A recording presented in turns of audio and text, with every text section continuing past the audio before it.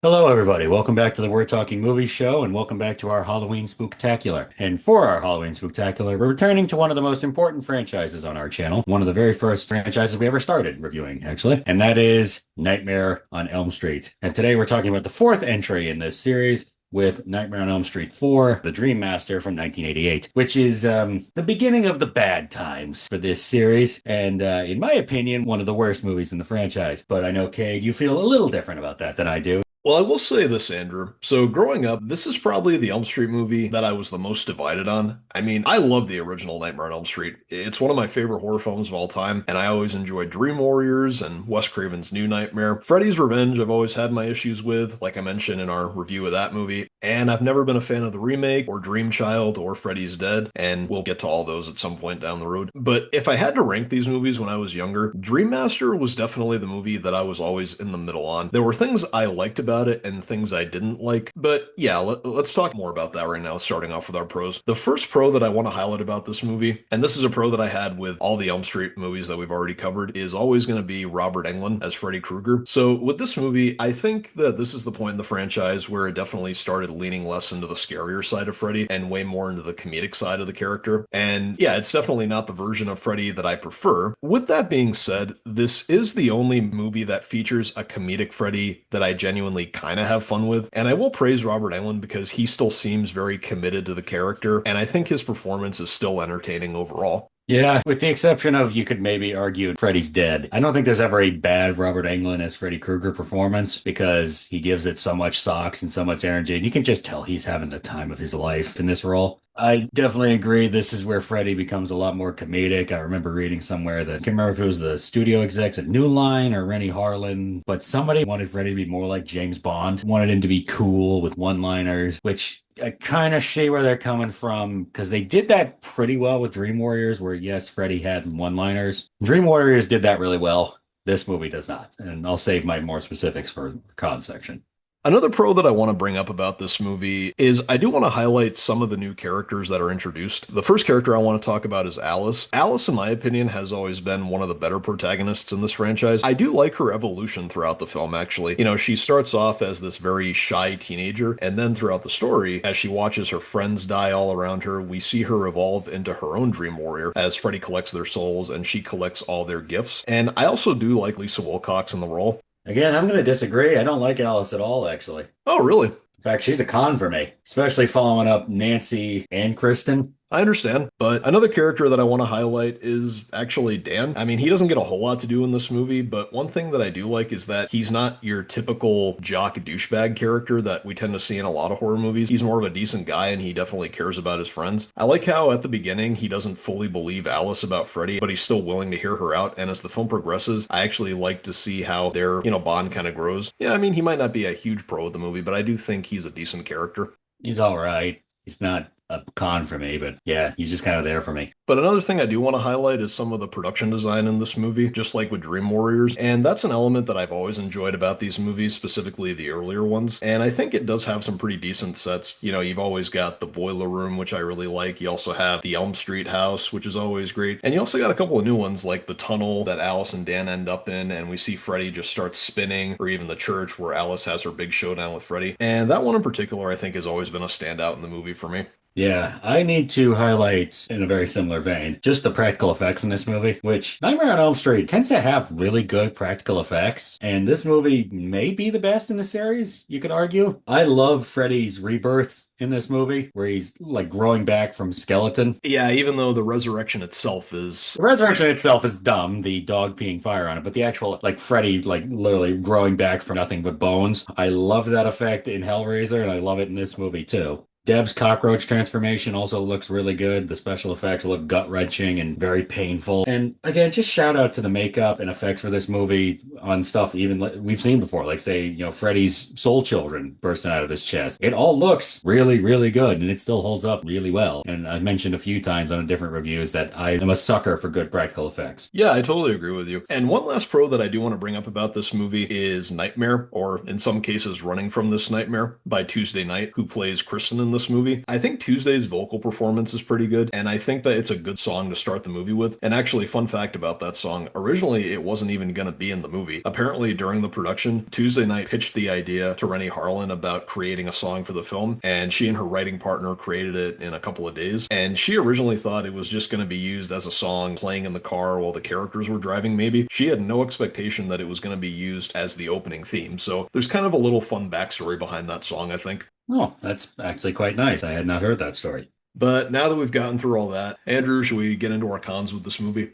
Okay, yeah, this isn't just a drop off in quality. This is, falling from an airplane into the Marianas Trench kind of drop off in quality from Dream Warriors. And a big reason for that is the writing. In Dream Warriors, Freddy had one-liners, like obviously Welcome to Primetime is probably his most famous one-liner, but it still had like a cruel edge to it. Some of the one-liners in this movie just feel so forced. How about this for a wet dream? Oh, I love soul food, as he's eating the soul meatballs of the children he's killed. Or even the one line before it where he goes, "If the food don't kill you, the service will." It's just, Freddy's not the full Looney Tune yet, but my God, this was a big step in the wrong direction. It's not even cruel. There's not like even that cruel edge to it. It just feels so eye roll inducing. Every character is given like one or two quirks that were told about and maybe shown a teensy weensy bit, and then it just becomes the part of their death at the end. Deb is the worst example of this for me. The beginning of the movie, they mention she likes exercise and she hates cockroaches. Well, that literally doesn't play any part of the movie until we get to the climax where Freddy incorporates those two character traits into her death. Oh yeah, let's also talk about the fact that they kill off all of the remaining Dream Warriors in the first 40 minutes of this movie. Pretty disrespectfully, I might add. Yeah, they got the worst kills in the movie, honestly. Yeah, I mean, because look at this. So you look at the first 40 minutes of the movie is basically spent taking out the remaining Dream Warriors. I mean, Freddy comes back, he gets rid of Kincaid, he gets rid of Joey. Pretty soon after that, he gets rid of Kristen, and they're such easy deaths. And that was one of my biggest complaints with Dream Warriors. Not with every Dream Warrior, but it felt like some of the Dream Warriors were killed off just a little too easy. Well, I think that carries on in this movie because neither one of those Dream Warriors really get a satisfying death, and Freddy just takes them out so easy, and it feels really disrespectful to their characters considering how much they were able to overcome from the last movie. Yeah, it really does. Hey, all these,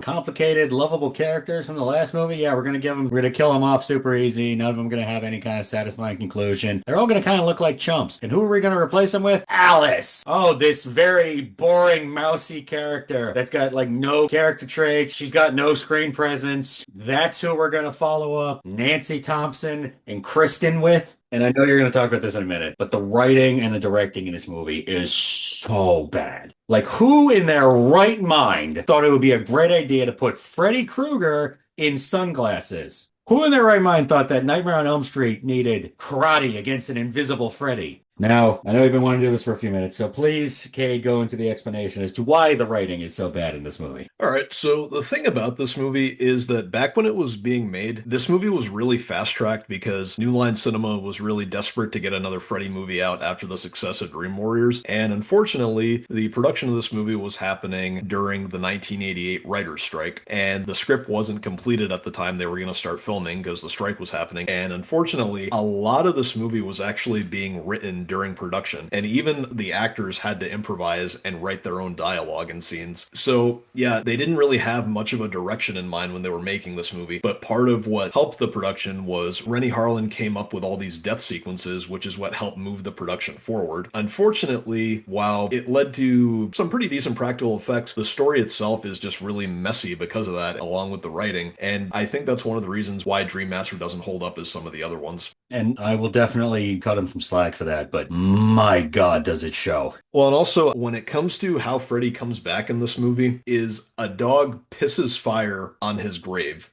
That's a choice, I'll say that. Yeah, I'm wondering if there was some green medicine involved in making that writing decision.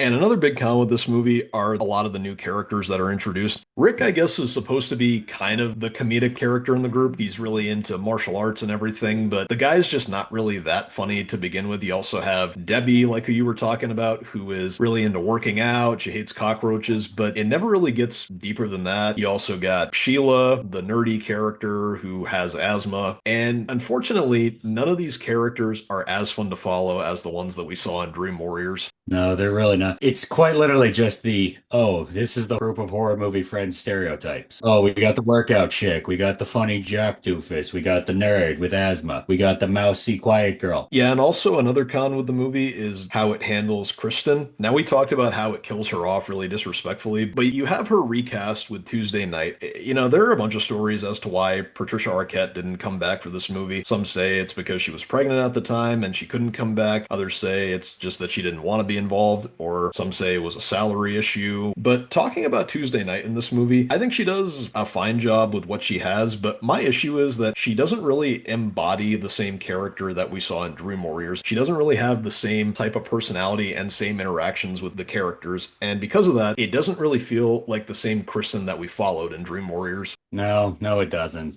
One final con that I do want to bring up about this movie is actually going to be the kills. Now, you brought up one kill, Debbie's cockroach motel kill. That's probably the standout, but when it comes to some of the other kills in this movie, not a whole lot of memorable kills in my opinion. I mean, the ways that Kincaid and Joey and Kristen die, I never liked those. You have Sheila's death, where Freddy just kind of sucks the life out of her. To me, that was never an interesting or creative kill. You also have Rick's kill, where he's just punching the air, fighting an invisible Freddy, and then the glove just flies at him. Not a lot of very memorable kills outside of Debbie's, and that's probably one of the reasons why, just like with Freddy's Revenge, this is probably one of the weaker entries in the franchise. Yeah, and it only gets somehow worse from here. And one other thing, when it comes to how Alice defeats Freddy, evil will see itself and it shall die. I don't know, that's just always been kind of a cheesy way to take down Freddy. I mean, she just shows Freddy his reflection and then he gets torn apart. All the spirits of the Dream Warriors and the other kids fly away. I get that they were trying to be symbolic, but it just comes off really cheesy, in my opinion.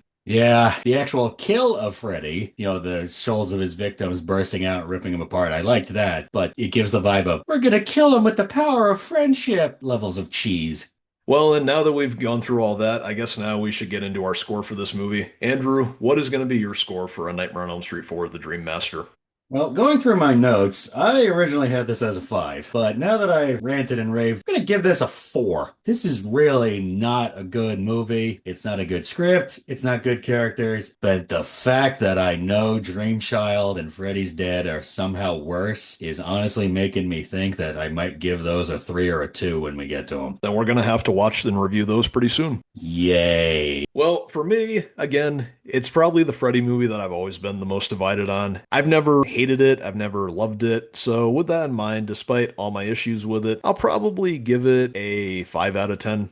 All right. Well, that concludes our review of Nightmare on Elm Street 4. As always, I've been Andrew. That has been Cade. Thank you all for tuning in. Make sure to like and subscribe and also follow us on our various social medias. And we will be back with you for more spooky content very soon.